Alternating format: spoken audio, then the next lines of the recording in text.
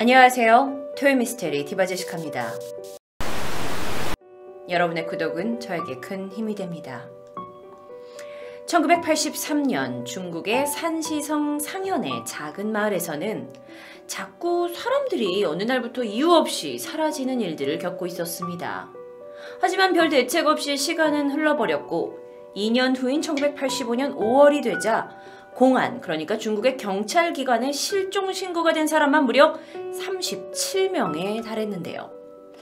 당시에는 다들 농사일이며 자식 키우는 데 바빠서 실종 사건을 지금처럼 공안들이, 경찰들이 나서서 적극적으로 수사하긴 힘든 실정이었다고 합니다. 1985년 5월 16일 예마오촌에서 살고 있는 40대 두자잉 씨는요, 같은 마을에 살고 있는 형 두장니엔 씨와 함께 돼지 농장을 운영하고 있었습니다. 그러니까 형제가 같이 마을에 살면서 서로 돕고 있었던 거죠. 사건 당일 아침 일찍 돼지 사료로 쓸 콩을 사기 위해 형제는 함께 시내로 나가게 됩니다. 그리고 일을 마친 두 사람은 각자 집으로 오기로 했었는데요.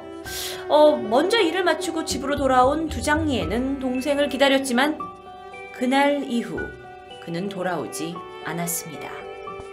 가족이 사방으로 흩어져서 그를 찾았어요. 하지만 어디에도 흔적을 발견할 수가 없었습니다. 결국 하루하루 초조하게 그를 기다리다가 열흘이라는 시간이 지나버렸고요. 5월 27일 두장리에는 동생을 찾아서 다시 동생과 마지막으로 있었던 장에 나가게 되죠. 혹여나 동생의 소식을 들을까 여기저기 수소문을 하면서 찾아다니다가 시내 제지공장 근처를 지날 무렵이었어요. 여기에서 이제 지내고 있던 사촌동생 호이팅과 마주치게 되는데요. 그한테 지금 동생 두장잉이 사라졌다라고 알리고 혹시 보게 되면 연락을 달라라고 이야기하는데, 이 이야기를 들은 호이팅이 깜짝 놀라면서 말합니다. 이틀 전에 한 남성을 만났는데 그 남성이 1.85위안짜리 교환증을 가지고 와가지고 돈으로 바꿔갔다. 근데 그 증서에 두장잉의 이름이 써 있었다라는 거죠. 두장잉이 그래서 그 당시에는 이제 어찌된 일이냐고 그 남자한테 물었더니 실종된 두장잉이 그 사람에게 돈을 빌리고 나서 갚지 않아서 이런 교환증, 어떤 보관증을 대신 받은 거라고 했다는 겁니다. 하지만 형은 이야기를 듣고 그 사람이 동생의 실종과 관련이 있다라는 것을 직감적으로 생각하게 되죠. 그도 그럴 게 이 형제는요, 한 마을에 함께 살면서 서로에 관한 모든 일까지 속속들이 알고 있는 그런 아주 우애가 깊은 사이였어요. 혹여 동생이 돈이 필요해가지고 누군가한테 그걸 빌렸다면 형이 모를 리가 없었다라는 거죠. 그리고 돈이 필요했다면 형한테 먼저 와서 물어봤을 건데. 결국 형은 호이팅에게 물어가지고 그 사람, 그 보관증을 가지고 왔던 사람이 누구인지 알아냅니다. 그는 44살의 나이로, 이건 여러분 참고 사진일 뿐입니다. 근처 마을에 살고 있는 농부 롱즈민이었어요. 이제 시장을 다녀온 바로 다음 날인 5월 28일, 형 두장리행은 날이 밝자마자 롱즈민의 집으로 향하게 됩니다. 그리고 먼저 이 교환증서, 내 동생 이름이 써 있었는데 이게 뭐냐 하고 자초지정을 캐묻기 시작하는데, 근데 이때 롱즈민이 좀 이상한 태도를 보입니다. 대답을 막 회피하는 거예요. 제대로 말하지도 않고. 대화가 이어질수록 뭔가 좀 수상하다고 생각한 형은 그를 잡아 끌어서 근처 파출소로 향했습니다. 하지만 그가 그렇게 순순히 그를 따라갈 리가 없었죠. 결국 거세게 저항을 하게 되었고 두 사람 사이에는 몸싸움이 이어집니다. 그런데 이때 또 다른 사람이 롱즈민의 집을 찾아왔어요. 근데 그들이 왜 왔냐 했더니 실종된 가족을 찾아서 여기까지 물어보러 왔다라는 거예요. 누군가 봤더니 그들은 근처 마을에서 농사를 짓는 사람들입니다. 근데 이들이 이제 일용직 노동이라도 찾기 위해서 시내에 나갔다가 다시 집에 돌아가기 위해 버스 정류장에 있는데 이때 롱즈민이 다가와서 내가 돼지 요리를 만들어야 되는데 급히 일손이 필요하다고 하루 5위안을 주겠다면서 일자리를 제안했던 거죠. 그런데 문제는 그때 이 제안을 받아들인 사람은 장산허라는 사람이었고 롱즈민과 함께 일을 하러 떠났는데 그가 지금껏 집에 돌아오지 않고 연락도 닿지 않는 상황입니다. 그래서 그의 일행이 수소문 끝에 롱즈민을 찾아왔던 것이었죠. 실종된 두 사람의 가족들은 서로의 이야기를 듣다가 이거 사태가 우리가 생각했던 것보다 좀 심각한데?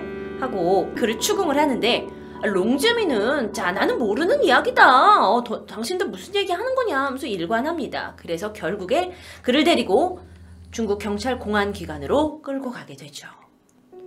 공안 역시 일 실종과 롱즈민의 연관성을 꺼내기 위해 바로 신문을 시작합니다. 그는 저 왜 끌려온 거예요?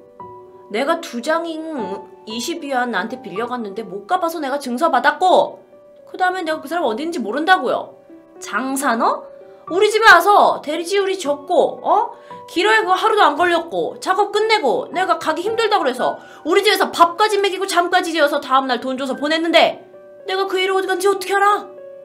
하고 발뺌하는 겁니다.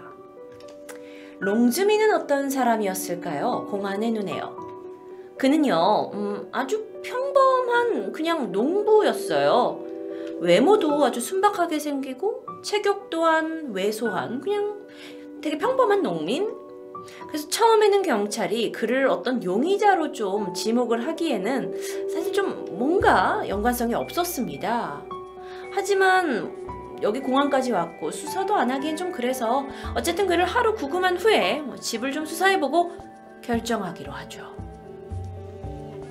5월 29일입니다.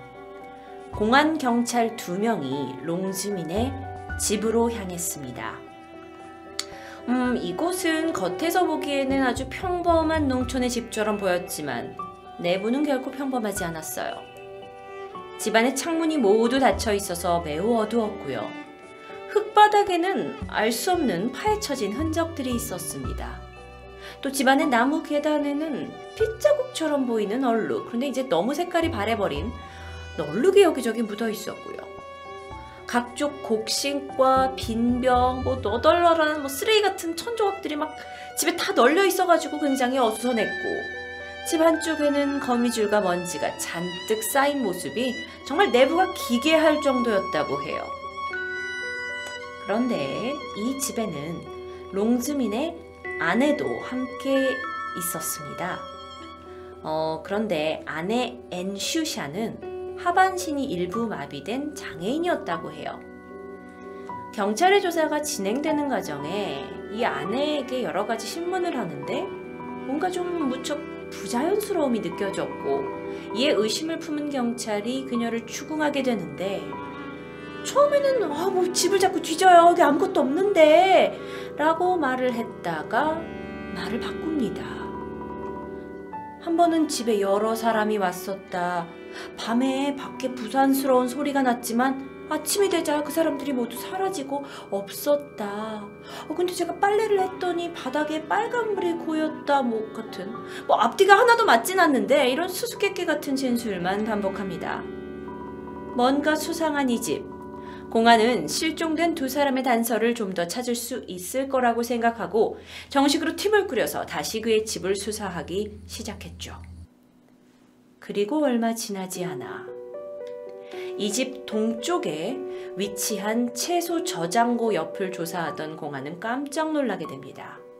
그곳에서 벌거벗은 상태로 꼭 껴안고 있는 두 남성의 시신을 발견했기 때문이었어요.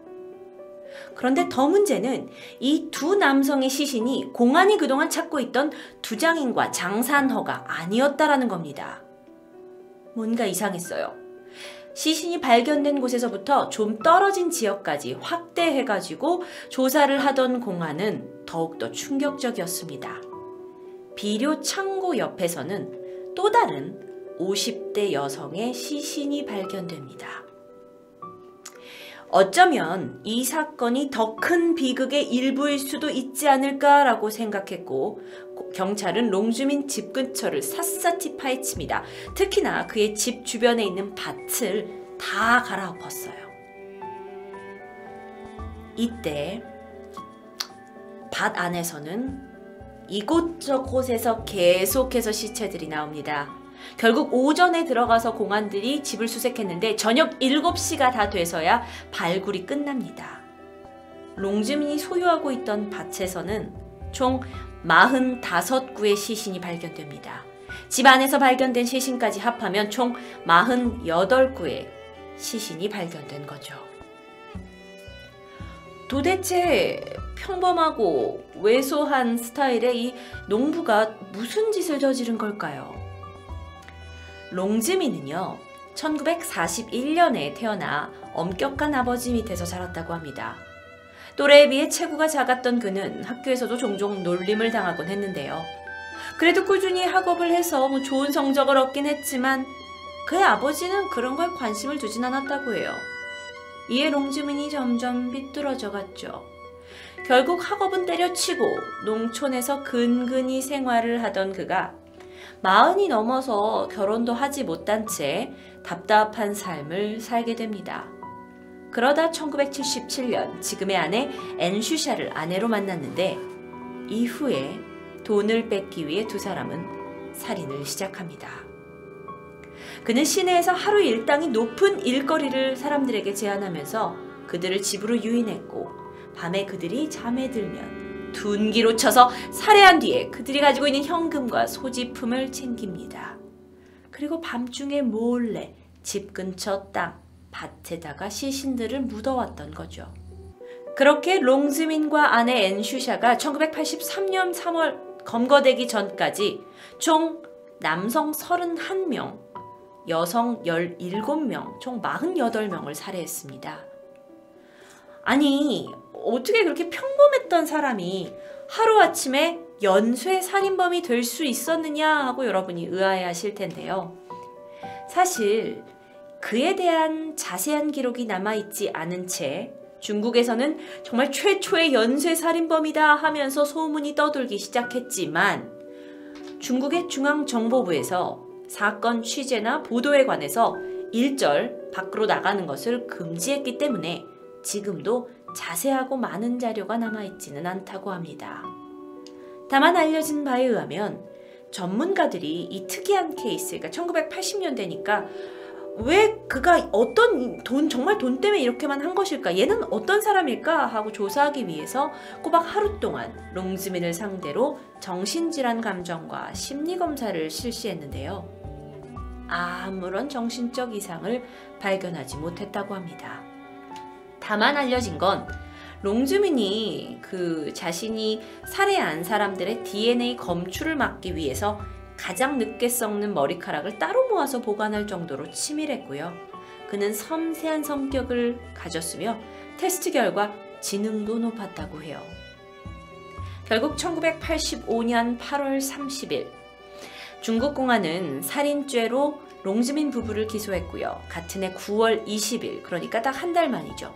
법원은 두 사람에게 사형을 선고합니다.